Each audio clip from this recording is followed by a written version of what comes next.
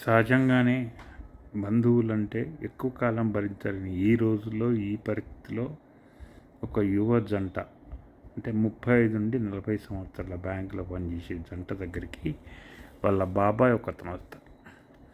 వచ్చి వారం రోజులైనా ఆయన పోలేకపోతే ఎట్లా వదిలించుకోవడం రా అనే ఒక సందిగ్ధత వాళ్ళకి ఏర్పడుతుంది. ఒకరోజు ఆమె ఆయనతో కలనీళ్ళు పెట్టుకుంటూ, మా ఆయన బ్యాంక్ నౌకరి పోయేటట్టున్నది, వచ్చే నెల వాడుకున్న పైసలు 7 లక్షల రూపాయలు కట్టకపోతే వచ్చే నెల ఫస్ట్ నుంచి మా ఆయన నౌకరి పోతుంది అనే ఒక అభిప్రాయాన్ని ఆమెకు చెప్తుంది ఆ పెద్ద మనిషికి. సహజంగానే అందరూ ఊహించినట్టుగానే ఆ పెద్ద మనిషికి రాత్రికి రాత్రే వెళ్ళిపోతాడు. ఆ రోజు 20వ డేట్.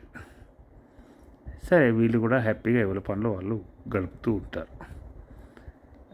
30వ డేట్ రాత్రి ఆ పెద్ద మనిషి 11 గంటల ప్రాంతంలో ఈ జంట ఇంటి తలుపు కొడతాడు.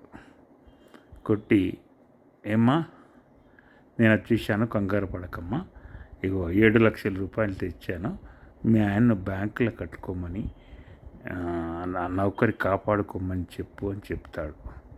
అది బంధుత్వం.